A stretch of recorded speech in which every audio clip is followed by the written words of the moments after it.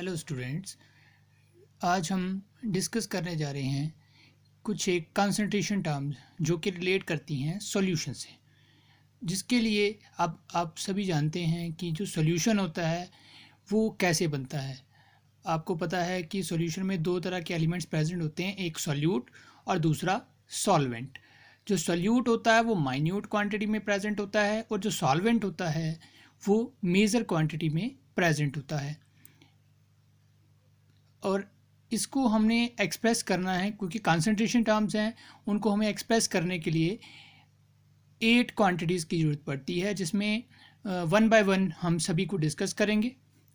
जिसमें फर्स्ट है weight by weight percentage, second है volume by volume percentage, third one is weight by volume percent, fourth है parts per million, fifth mole fraction and then molarity, molality and last में normality. तो सबसे पहले हम discuss करेंगे weight by weight को।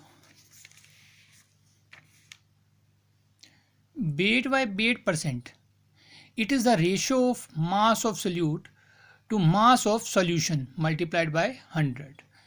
जैसा कि आप जानते हैं कि जो परसेंटेज है उसे निकालने के लिए हमेशा 100 से मल्टीप्लाई करना पड़ता है। तो यहाँ मैथमेटिकली हम लिख सकते हैं वेट बाय वेट परसेंटेज को mass of solute in gram upon mass of solution in gram into 100। यहाँ जो मास है सॉल्यूट का वो इस केस में ग्राम में रहेगा और मास ऑफ सॉल्यूशन जो है वो भी ग्राम में रहेगा। उसके बाद हमारे पास आता है दूसरा वॉल्यूम बाय वॉल्यूम परसेंटेज। इस केस में क्योंकि फॉर्मूला तो सेम है, बस डिफरेंस ये है कि वो जो है वो सॉलिड के केस में है और ये लिक्विड के केस में है। यानी कि जो वॉल्यूम बाय वॉल्यूम परसेंटेज है वो किसके इक्वल होता है mathematically, volume of solution volume of solute, numerator में हमेशा सॉल्यूट की बात होगी और डिनोमिनेटर में मैक्सिमम जो कंसेप्ट है उसमें सॉल्यूशन की बात की जाएगी। ये केस है लिक्विड का, तो ऊपर जो न्यूमरेटर है वहाँ आ गया volume of solute in millilitre upon volume of solution in millilitre multiplied by 100। उसके बाद हमारे पास थर्ड टर्म आती है वेट बाय वॉल्यूम। इस केस में भी ऊपर मास ऑफ सोल्यूट आएगा ग्राम में और नीचे volume of solute in millilitre multiplied by 100। उसके बाद हमारी फोर्थ टर्म आती है जो कि एक इम्पॉर्टेंट टर्म है जिसे हम बोलते हैं मोलैरिटी। पहले हम इसे डिफाइन कर लेते हैं। मोलैरिटी में क्या होता है, मोल्स ऑफ सोल्यूट पर लीटर वॉल्यूम ऑफ सोल्यूशन, यानी कि कितने मोल्स जो हैं सोल्यूट के वो डिज़ोल्व हैं किसी पर लीटर वॉल्यूम ऑफ सोल्यूशन में। मैथमेटिकली हम इसे कैपिटल M से डिनोट करते हैं और ये किसके इक्वल है, moles of solute upon volume of solution. जहाँ मोल्स ऑफ सोल्यूट है उसको हमने डिनोट किया स्मॉल n से और जो वॉल्यूम ऑफ सोल्यूशन है उसे हम लिख रहे हैं VL यानी कि लीटर्स। जहाँ n आप पढ़ चुके हो पहले भी। n क्या होता है, n हमने पीछे भी लिखा था, नंबर ऑफ मोल्स की डेफिनेशन हम पिछले लेक्चर में भी डिस्कस कर चुके हैं इसे। Weight of solute upon molar mass of solute, mathematically हम W अपॉन m0 लिख लें इसे। तो m जो है वो किसके बराबर आ गया, यानी कि अगर हम इसे सब्स्टिट्यूट कर दें मोलैरिटी की डेफिनेशन में तो हमारे पास आता है, ऊपर आ गया हमारे पास W upon m0 into VL। और अगर हमें जो लीटर से मिलीलीटर में कन्वर्ट करना है तो हम न्यूमरेटर में 1000 से मल्टीप्लाई कर देंगे। उसके बाद हमारे पास फिफ्थ टर्म आती है नॉर्मेलिटी। नॉर्मेलिटी को हम कैपिटल N से नोट करते हैं। ज़्यादातर ये जो है हमारा प्रैक्टिकल वर्क में यूज़ किया जाता है। जैसे जब हम टाइट्रेशन से रिलेटेड प्रैक्टिकल्स हैं उनको करेंगे तब हम इस क्वांटिटी का ज़्यादा यूज़ करेंगे। तो जो नॉर्मेलिटी है उसे हम इस तरह से डिफाइन करते हैं, number of gram equivalents of solute in per litre volume of solution, यानी कि N equal to number of gram equivalent of solute upon volume of solution. अगर हम ग्राम इक्विवेलेंट्स को EQ से डिनोट करते हैं और वॉल्यूम ऑफ लिक्विड जो है वो लीटर में उसे ऐसे लिख दें, तो अब हमें यहाँ ये प्रॉब्लम आ जाती है कि ग्राम इक्विवेलेंट कैसे निकाले जाएं। तो ग्राम इक्विवेलेंट का फॉर्मूला होता है, ऊपर आता है उसका वेट अपॉन इक्विवेलेंट मास, यानी कि W अपॉन EM, ये हमने शॉर्ट में लिखा है इक्विवेलेंट मास को। और EM जो है वो बराबर होता है m not upon n factor.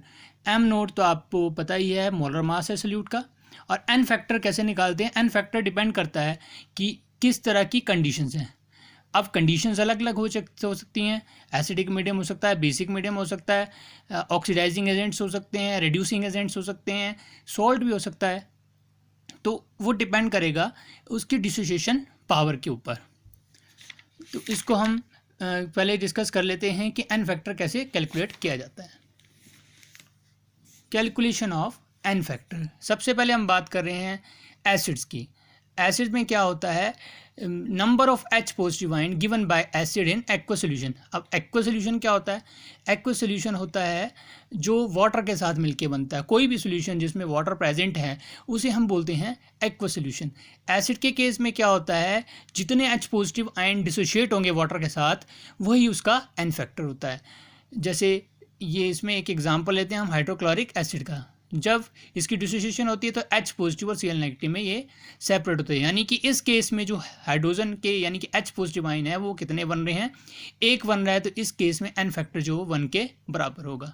एक केस और लेते हैं, ये सारे स्ट्रॉन्ग एसिड्स हैं। H2SO4 सल्फ्यूरिक एसिड, इसमें जब डिसोसिएशन होती है तो 2H पॉजिटिव आयन सेपरेट हो जाता है और sulphate ion SO4 2 negative ion separate हो जाता है। यानी कि इस केस में जो n फैक्टर है वो 2 है, क्योंकि यहाँ डिसोसिएशन में 2 हाइड्रोजन आयन निकल रहे हैं। कुछ एक फिर भी स्पेशल केस होते हैं, जैसे हम H2SO4 को इस तरह से भी तो स्टडी कर सकते हैं, क्योंकि यहाँ 2 हाइड्रोजन प्रेजेंट है तो एक हाइड्रोजन भी तो टूट सकता है। वो डिपेंड करेगा उसकी डिसोसिएशन पावर के ऊपर। यहाँ H पॉजिटिव सेपरेट हो गया, HSO4 नेगेटिव सेपरेट हो गया, यानी कि इस केस में सिर्फ एक ही हाइड्रोजन आयन लिबरेट हो रहा है, इसके लिए इसका n फैक्टर 1 होगा। मतलब ये कुछ एक स्पेशल केस भी होते हैं, वो डिपेंड करेगा कि डिसोसिएशन पावर एसिड की कितनी है। उसके बाद दूसरा एग्जांपल लेते हैं हम बेस के लिए। बेस के केस में आपको पता है बेस की पहचान होती है कि उसके साथ OH नेगेटिव आयन जुड़ा होता है। Number of OH negative ions given by base in aqua solution. फिर से वही बात हो रही है कि जब वाटर के साथ रिएक्शन होगी बेस की तो वो क्या बना देगा? Aqua solution. एक्वा सोल्यूशन में कितने OH नेगेटिव आयन वो रिलीज करता है वही उसका n फैक्टर होता है। इसके लिए हम एग्जांपल लेते हैं सोडियम हाइड्रोक्साइड का, NaOH। जब इसकी डिसोसिएशन होती है तो Na पॉजिटिव सेपरेट हो जाता है और OH नेगेटिव सेपरेट हो जाता है। तो इस केस में आप देख सकते हैं जो OH नेगेटिव आयन है वो A के रिलीज हो रहा है, तो इसका मतलब n फैक्टर इसके लिए क्या है? 1 है। उसके बाद हम एक सॉल्ट का केस लेते हैं। सॉल्ट में जो n फैक्टर है वो डिपेंड करता है total magnitude of either positive और नेगेटिव चार्ज। आपने पढ़ा है कि जो न्यूट्रलाइजेशन रिएक्शन होती है उसमें क्या होता है, जब एसिड और बेस रिएक्ट करता है तो क्या बनता है? सॉल्ट एंड वाटर बनता है। तो सॉल्ट जब बनता है तो सॉल्ट में जितना पॉजिटिव चार्ज होता है उतना ही नेगेटिव चार्ज भी होता है। तो यहाँ हमने उन दोनों को तो इकट्ठा कंसीडर कर नहीं सकते। अगर इकट्ठा कंसीडर करेंगे तब तो वो जीरो हो जाएगा। तो हमने या तो आइदर पॉजिटिव चार्ज लेना है आइदर नेगेटिव चार्ज। तो इस केस में मैं एक एग्जांपल ले रहा हूँ, जैसे Na2CO3 है। इसमें आप देख सकते हो Na पर +2 चार्ज और कार्बोनेट CO3 पर -2 चार्ज, यानी कि इसका जो n फैक्टर है वो 2 के बराबर होगा। इस तरह से अगर हम कंसीडर करें NaCl को तो NaCl में आपने देखा है जब डिसोसिएशन होती है तो Na पॉजिटिव सेपरेट हो जाता है और Cl नेगेटिव सेपरेट हो जाता है। तो वहाँ जो n फैक्टर होता है उस केस में वो 1 रहता है। उसके बाद हमारी नेक्स्ट टर्म आती है मोलैलिटी को हम स्मॉल m से डिनोट करते हैं। ये भी एक इम्पॉर्टेंट फैक्टर है।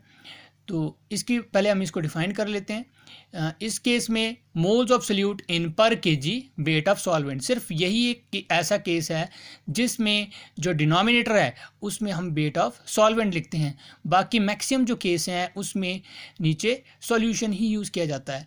मैथमेटिकली अगर हम लिखें तो small m = n/W kg। W kg मतलब weight of solvent. Weight of solvent किसमें? किलोग्राम में।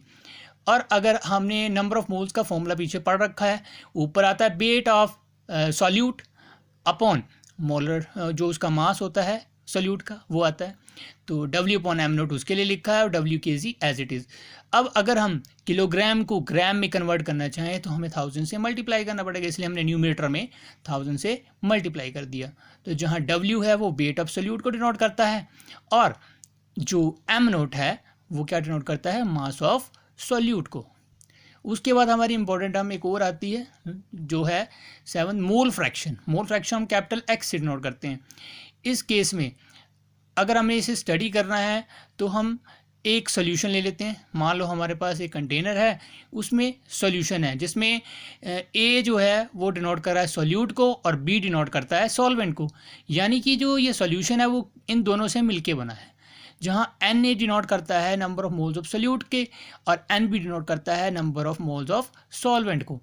तो इस केस में अगर हमें मोल फ्रैक्शन स्टडी करना है तो हम यहाँ लेते हैं कि let a solution contains A moles of solute and B moles of solvent. तो सेपरेटली हम मोल फ्रैक्शन दोनों का कैलकुलेट कर सकते हैं।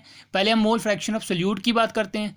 एक्स से ए यहाँ डिनोट करता है सोल्यूट को, एक्स तो आपको पता है मोल फ्रैक्शन से डिनोट किया जाता है, तो X equal to N A upon N A plus N B, यानी कि number of moles of solute upon total number of moles of solute and solvent, जिसे हम एन टी भी लिख सकते हैं। अब दूसरा केस आता है हमारे पास मोल फ्रैक्शन ऑफ सॉल्वेंट का। Mole fraction of solvent calculate करने के लिए हम लिखेंगे एक्स बी, क्योंकि बी डिनोट करता है सॉल्वेंट को, तो mole fraction of B equal to number of moles of B upon total number of moles of A and B. ठीक है, और आपने एक रिलेशन याद रखना है लास्ट में कि जो हमेशा मोल फ्रैक्शन होता है सोल्यूट और सॉल्वेंट का, अगर उसका सम किया जाए तो हमेशा 1 के बराबर ही रहता है। Thank you.